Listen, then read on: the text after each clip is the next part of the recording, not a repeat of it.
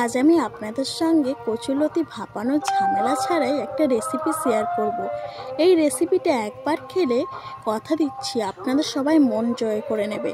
চলুন তাহলে এই রেসিপিটা আমি কিভাবে বানিয়েছি পুরো ভিডিও দেখে আসা যাক। কি সুন্দর হয়েছে কচুলতিটা। বন্ধুরা, মামনি রান্নাঘরে আপনাদেরকে আবার অনেক অনেক স্বাগত জানিয়ে আবার একটা নতুন রেসিপি নিয়ে চলে এসেছি। এই যে আমার হাতে কচুলতি দেখতে পাচ্ছেন, এই কচুলতি আর এই চিংড়ি মাছ দিয়ে রেসিপি করে দেখাবো। পুরো ভিডিওটা আমার সঙ্গে থাকবেন, আশা করছি আপনাদের খুবই ভালো লাগবে। এখানে আমি দেশি কচুলতি নিয়েছি। এই দেশি কচুলতি কিন্তু অসাধারণ লাগে, আর এই যদি ছোটো কচু চিংড়ি থাকে তার কোনো কথাই নেই। পুরো ভিডিওটা আপনারা দেখার জন্য অনুরোধ রইল।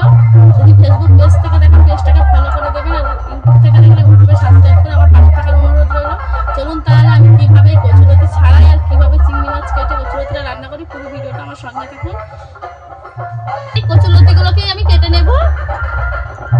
এই যে এর যে খোসাগুলো হয়, এইগুলো চাষের কচুগুলো একটু মোটা হয়, আর এই দেশি কচুগুলো একটু সরু সরু হয়। এইভাবে বটির গায়ে লাগিয়ে এইভাবে চেঁচে দিলেই কিন্তু এর গায়ের খোসা নিজের থেকেই উঠে যাবে। এইভাবে কষা লাগালে খুব সহজে এইভাবে পরিষ্কার করে নিয়ে যাবে লতিটা। অনেকে আছে লতি খেতে পছন্দ করে, অথচ কাটার ভয়ে লতি খেতে চান না, তাদের জন্য এই ভিডিওটা। এইভাবে বটি দিয়ে টানা দিলেই কিন্তু বেশিক্ষণ লাগবে না, উঠে যাবে সব। এই যে আমার উঠে গেছে। এবার এইভাবে ছোটো ছোটো করে কেটে নেব।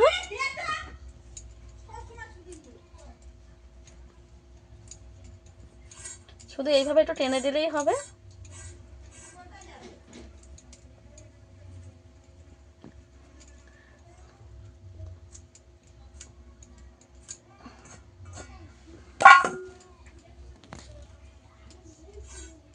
এইভাবে একটুখানি করে চেঁচে নিলেই সম্পূর্ণটা উঠে যাবে।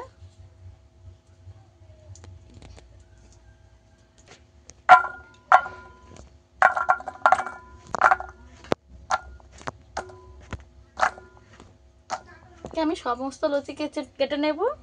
আরও যদি একটু টাটকা হয় আরও তাড়াতাড়ি ছেড়ে যাবে।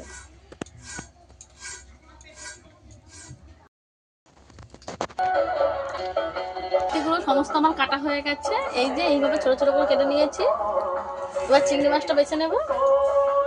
লতি কেটে আমার হাতের কালার হয়েছে দেখুন কেমন। এবার চিংড়িগুলো কেটে নেব। শুধু মাথাগুলো কেটে নেব আর পেছন লেজাটা কেটে নেব। যেহেতু একটা ছোট চিংড়ি,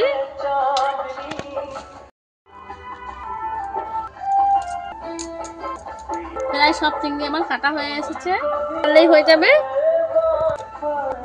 চিংড়ি আমার কাটা হয়ে গেছে। কচুলতি আমি একসঙ্গে ধুয়ে নিয়ে ফিরে আসছি রান্নার কাছে। চিংড়ি মাছ ধুয়ে নিয়ে চলে এসেছি, আর লতিটাকেও ধুয়ে নিয়েছি পরিষ্কার করে। ঠিক আছে, কড়া বসিয়ে দিয়েছি। কড়াটা গরম হয়ে গেছে। তেল দিয়ে দেব। এর মধ্যে পরিমাণ মতো নুন দেব, অল্প একটু হলুদ গুঁড়ো দিয়ে দেব। নুন হলুদ আর তেল ভালো করে একটু গরম করে নিতে হবে। এখান থেকে অর্ধেক চিংড়িটা আমি দিয়ে দেব।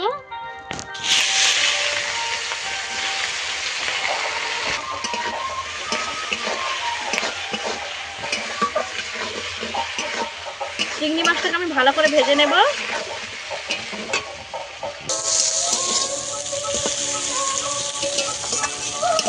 চিংড়ি মাছটা আমি ঠিক এইভাবে ভেজে নিয়েছি, তুলে নেব।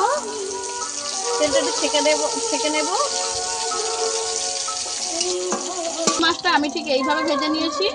আরো অল্প একটু তেল দিয়ে দেব। পাঁচফোড়ন। ফোড়নটা আমি ঠিক এইভাবে ভেজে নিয়েছি। মিডিয়াম সাইজের একটা টমেটো কেটে নিয়েছি, দিয়ে দেবো। এখানে আমি পেঁয়াজ দিচ্ছি না, আপনারা পেঁয়াজও দিতে পারেন।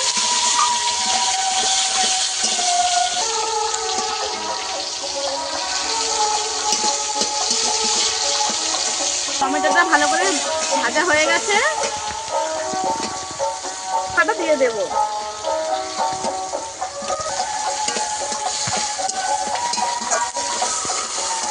আদা রসুন খানিকক্ষণ ভালো করে ভেজে নিব।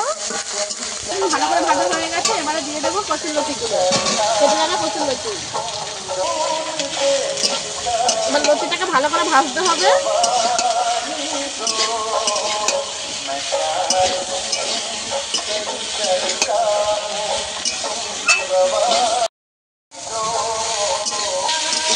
লবণ দিয়ে দেব।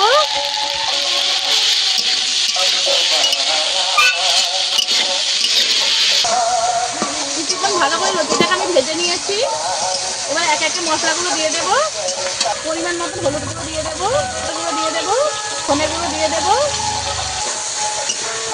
সমস্ত মশলা একসঙ্গে ভালো করে কষাবো। অল্প একটু জল দেবো, যাতে করে মশলাগুলো ভালোভাবে একটু কষানো হয়। 4 থেকে 5 মিনিট আমি এইভাবে কষাবো। কষিয়ে কষিয়ে ভালো করে লতিটাকে সেদ্ধ করে নেব।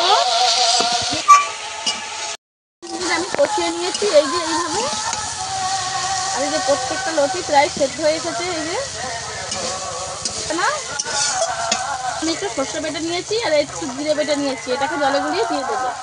এখানে কিন্তু জল বেশি দিলে হবে না, পরিমাণ মতন দিতে হবে। অল্প একটু জল দিলে লতিগুলো একটু সিদ্ধ, এই জলটুকুতেই আমার হয়ে যাবে, আর জল দেবো না। বেশি জল দিলে এটা ঘেটে যাবে লতিগুলো। এতটুকু পরিমাণে জল দিয়েছি, জলটা আপনাদের বুঝে দিতে হবে। চিংড়ি মাছগুলো দিয়ে দেবো।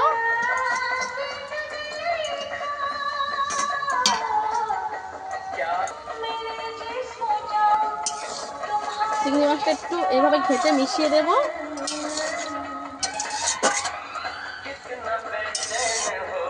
ঢাকা মেরে দেব, ঢাকা দিয়ে দেব।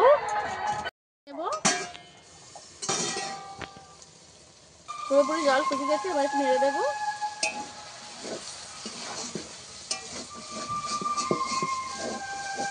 ঢাকা দিয়ে আমি হালকা আছে 10 মিনিট রেখে দিয়েছিলাম। পুরোপুরি সব কিছু সেদ্ধ হয়ে গেছে, জলটাও শুকিয়ে গেছে, আমার রেডি হয়ে গেছে। নামিয়ে নেব এবারে নামিয়ে নেব।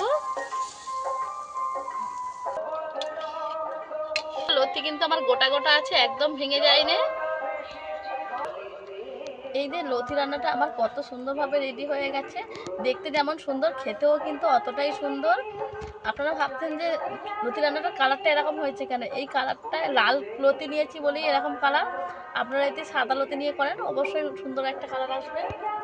এরকম একটা কচুর লতির রেসিপি থাকলে এক থালা ভাত নিমেষেই উদাও হয়ে যাবে।